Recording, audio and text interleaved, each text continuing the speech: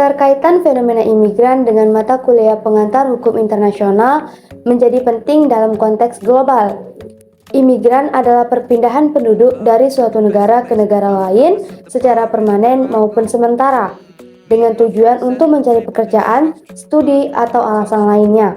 Fenomena ini menjadi relevan dalam konteks hubungan internasional karena melibatkan aspek budaya, ekonomi, politik, sosial, dan bahasa. Dalam konteks hubungan internasional, imigran menjadi isu penting yang memerlukan perhatian dan pendekatan yang integratif untuk mengatasi tantangan dan menciptakan solusi yang bermanfaat. Hal ini menjadi semakin penting dengan meningkatnya jumlah imigran di berbagai negara dan dampaknya terhadap sistem internasional.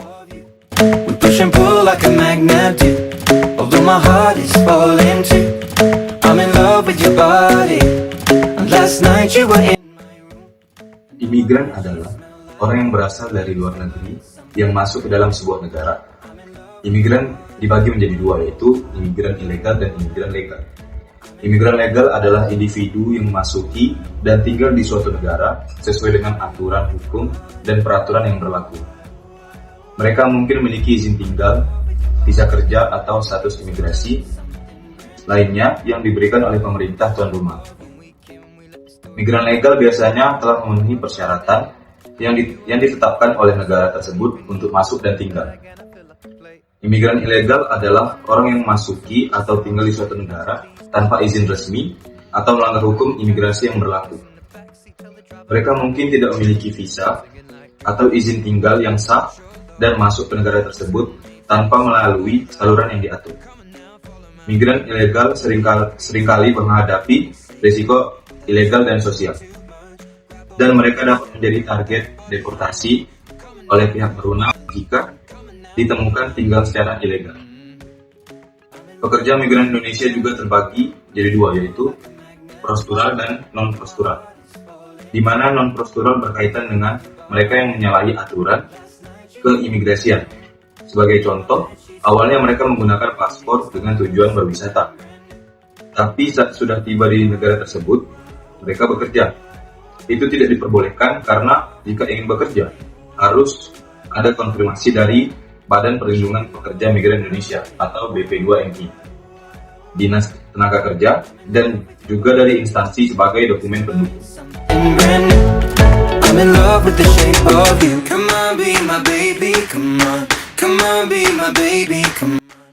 Pihak-pihak yang terlibat dalam menangani para imigran meliputi lembaga imigrasi, kepolisian, militer, Sudenim, serta pihak terkait lainnya. Mereka bertanggung jawab atas penegakan hukum dan keamanan keimigrasian, pelayanan dan fasilitas keimigrasian, serta perlintasan negara dan kerjasama luar negeri keimigrasian. Selain itu, dalam konteks pengungsi, perlindungan dan bantuan kepada mereka menjadi tanggung jawab komunitas internasional. Di Indonesia, Kementerian Hukum dan Hak Asasi Manusia juga terlibat dalam mengatur perizinan dan dokumen kepindahan imigran. Penyaringan para pekerja legal dan ilegal dilakukan saat mengapply paspor atau dokumen perjalanan. Imigrasi memverifikasi berkas serta profiling dan wawancara. Isi wawancara tersebut menanyakan tujuan mereka datang, apa yang mereka lakukan, apakah mereka sudah pernah keluar negeri, dan sebagainya, sambil memverifikasi dokumen yang dilampirkan untuk mendapatkan paspor. Seandainya para pekerja ilegal ini lolos dari wawancara dan mendapatkan paspor, akan ada pengecekan ulang di kantor imigrasi yang ada di negeri tujuan. Jika ditemukan dugaan penyalahgunaan dokumen perjalanan dengan tujuan yang tidak sesuai, akan diproses oleh pihak imigrasi.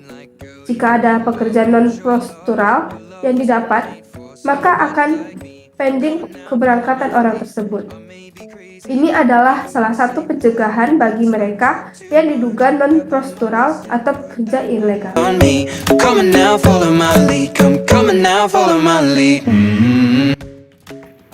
Sudenim memiliki beberapa tugas. Yang pertama, melaksanakan penindakan. Dalam hal ini terdapat dua imigran, yaitu imigran legal dan imigran ilegal. Kalau imigran legal itu datang ke negara kita yang melalui atau mengikuti prosedur yang sudah ditentukan. Sedangkan kalau imigran ilegal merupakan penduduk asing yang datang ke Indonesia dengan less data atau tanpa surat mereka pribadi, surat yang sudah ditentukan, yang datang hanya dengan baju selai pinggang dan bisa sampai ke Indonesia karena kecolongan dari TNI kita sendiri. Lalu yang kedua, melaksanakan pengisolasian. Pengisolasian ini akan dilakukan terhadap imigran ilegal yang datang ke kita tanpa ada kelengkapan surat. Para pencari suaka ini akan dilakukan wawancara tentang apa tujuan mereka datang ke Indonesia atau datang ke negara kita, dan akan meminta pertanggungjawaban dari yang membawa mereka bisa sampai ada di Indonesia. Jadi yang ketiga, melaksanakan pemulangan dan pengusiran atau yang lebih dikenal yaitu deportasi. Para imigran melewati beberapa proses yang ada para imigran akan ditindaklanjuti, dan hal ini bisa terjadi jikalau para imigran melakukan pelanggaran peraturan selama di CH atau rumah detensi. Lalu tanggung jawab dari Rudenim sendiri untuk menjaga ketertiban dan keamanan di lingkungan sekitar, yaitu terus melakukan pengaturan penempatan, pelaksanaan pemindahan terdetensi, serta menjaga ketertiban dan pengeluaran terdetensi dalam rangka pengusiran dan pemulangannya. Rudenim juga bertanggung jawab untuk melaporkan data terkini terkait jumlah pencari suaka atau pengungsi, melaporkan pendataan ulang kondisi Rudenim yang rusak selama menjadi rumah sementara bagi para pencari suaka atau pengungsi, lalu melaporkan perkembangan dan kendala terkait implementasi dari kegiatan pengembalian fungsi Rudenim itu sendiri. Come on, be my baby, come on. Come on, be my baby, come on. I'm in love with the shape of you. We push and pull.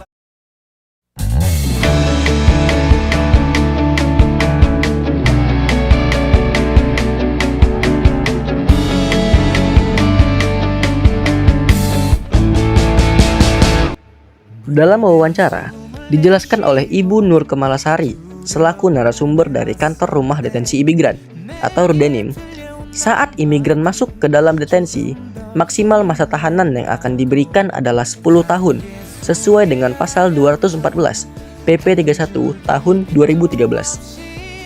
Jika masa tahanan 10 tahun sudah selesai, imigran dapat dibebaskan dengan catatan bahwa dia itu tidak membahayakan.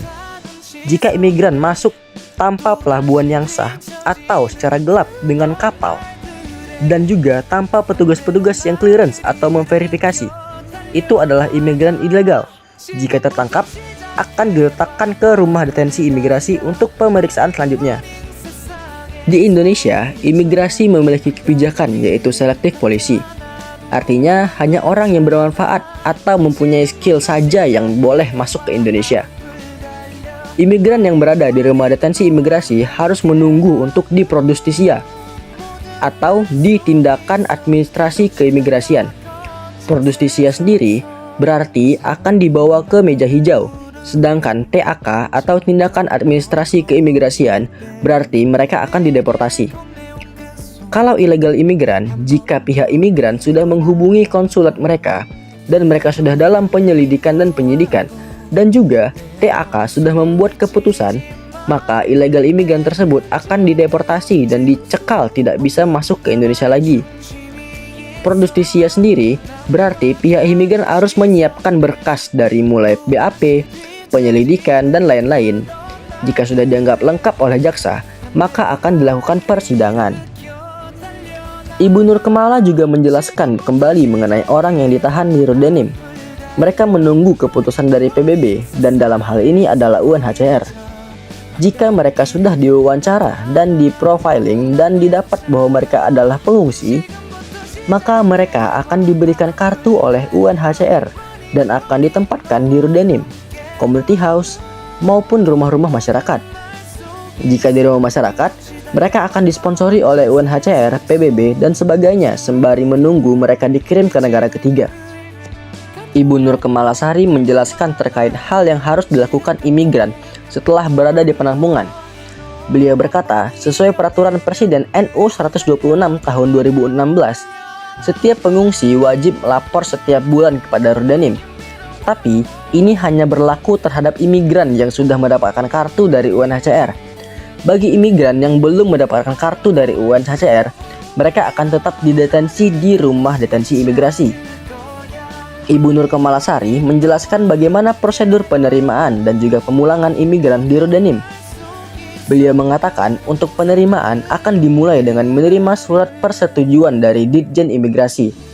Lalu, Rudenim akan memeriksa kelengkapan dokumen seperti BAP, BAPEN, TAK, dan paspor jika ada. Setelah lengkap, barulah dilaksanakan acara serah terima. Setelah itu, ada penggeledahan barang bawaan baik di dalam tas maupun di dalam pakaian yang melekat di tubuhnya. Pemeriksaan kondisi kesehatan juga dilakukan kepada orang imigran tersebut. Jika sudah, akan dilakukan pengambilan biometrik melalui aplikasi SIM-KIM atau penanganan detensi. Selesai dari semua itu, barulah imigran gelap tersebut akan diberikan kebutuhan sehari-hari sebelum dimasukkan ke bloknya. Untuk pendeportasian, Rudenim beserta kedutaan terkait menyiapkan dokumen perjalanan dan juga tiket pulang. Kepulangan akan dikawal satu detensi, 2 petugas. Ibu Nur Kemalasari menjelaskan bahwa untuk saat ini, Rudenim dan juga pemerintah menyebutkan bahwa belum ada sisi positif dari masuknya para imigran ke Tanjung Pinang. Yang ada hanya sisi negatif, yaitu kultur budaya yang berbeda dengan masyarakat. Hal ini menyebabkan gejolak sosial di masyarakat. Saat kami menanyakan mengenai tindakan yang dilakukan pihak Rudenim untuk memastikan para imigran tetap dilakukan dengan baik, beliau berkata bahwa tindakan yang dilakukan yaitu berkoordinasi dengan negara perwakilannya di Indonesia, tetap memberikan kebutuhan pokok mereka seperti sandang, pangan, dan lain sebagainya sesuai dengan perundangan yang berlaku.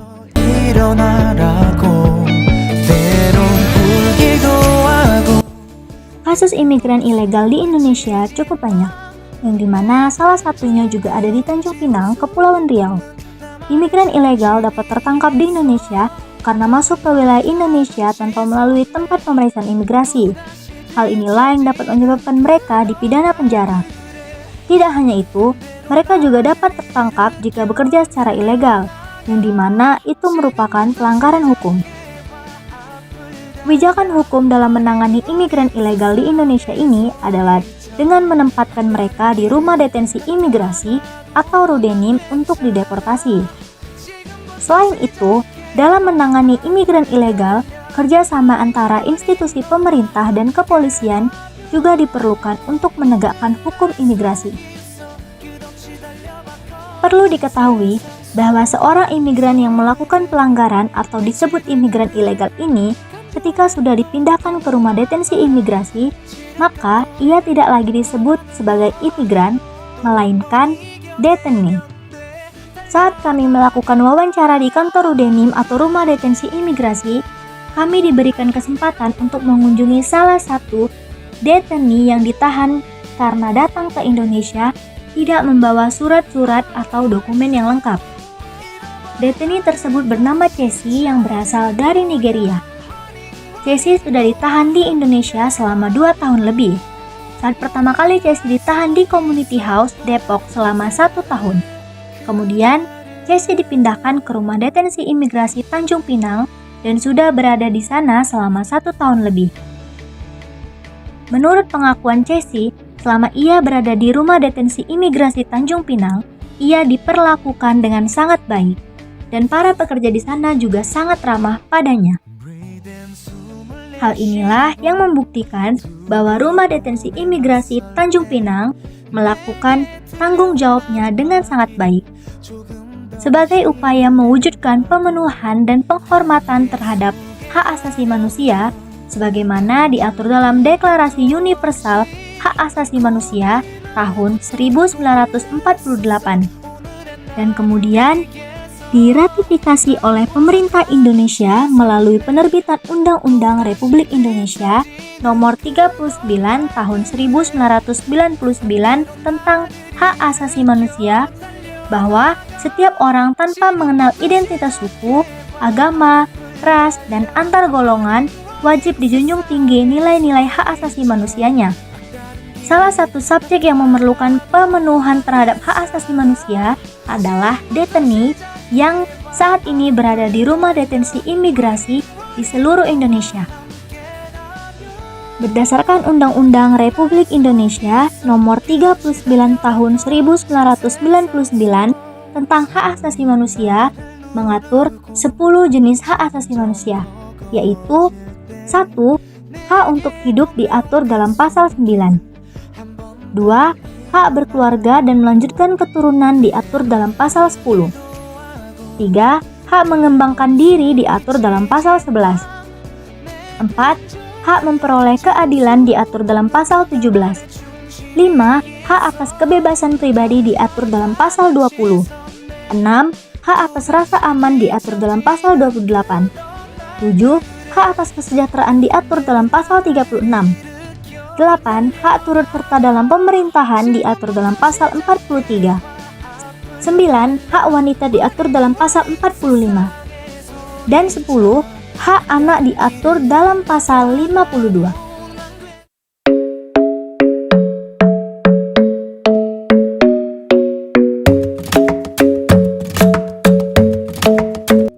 Nah, jadi bagaimana teman-teman dengan pembahasan yang sudah dijelaskan oleh teman-teman saya sebelumnya? Baiklah, di sini saya ingin memberikan sedikit kesimpulan mengenai pembahasan kami, yaitu dari Rudenim sendiri atau Rumah Detensi Imigrasi. Jadi, tugasnya Rumah Detensi Imigrasi ini dia lebih berfokus sebagai tempat penampungan sementara para imigran atau pengungsi yang sudah diselidiki sebelumnya oleh imigrasi. Jadi, kalau kalian pernah nih dengar kayak ada TKI atau TKW yang bekerja di luar negeri, kemudian mereka ternyata berkasnya nggak lengkap nih dan harus dipulangkan. Nah, ternyata itu bukan tugas Rudenim yang menangkap, tetapi Rudenim hanya memberikan tempat saja gitu. Jadi yang untuk penyelidikan lebih lanjutnya itu tugasnya imigrasi. Jadi seperti yang sudah dijelaskan oleh teman-teman saya, bahwasanya di situ juga ada contoh kasus si Casey ya dari Nigeria. Dia itu ternyata tidak lengkap nih berkasnya datang ke Indonesia. Jadi dia harus diselidiki dulu ya kan di imigrasi dan dibantu oleh kepolisian. Kemudian baru dia bisa masuk ke Rudenim. Nah, masuk ke Rudenim itu pun harus ada berkas-berkas tertentu, kayak dia ini dikategorikan sebagai apa dulu, dia pengungsikah atau dia adalah orang atau imigran yang memang bisa dipulangkan dengan cepat gitu ya. Nah, salah satunya si Casey ini dia memang dikategorikan sebagai imigran yang memang berkasnya belum lengkap, jadi dia diberikan tempat sementara berada di Rudenim dan kemudian didatangkan ke Rudenim di Tanjung Pinang. Nah, aku rasa sih teman-teman udah pada ngerti ya apa yang kami bahas mengenai Rudenim dan tugas, kemudian fungsi, dan juga ada beberapa contoh kasus yang mungkin bisa teman-teman paham. Oke, mungkin sekian yang bisa kami sampaikan, yang bisa kami berikan kepada teman-teman. Semoga bermanfaat. Dan see you next time. Sampai kita berjumpa lagi di video selanjutnya. Bye-bye. I'm in love with your body. I'm in love with your body.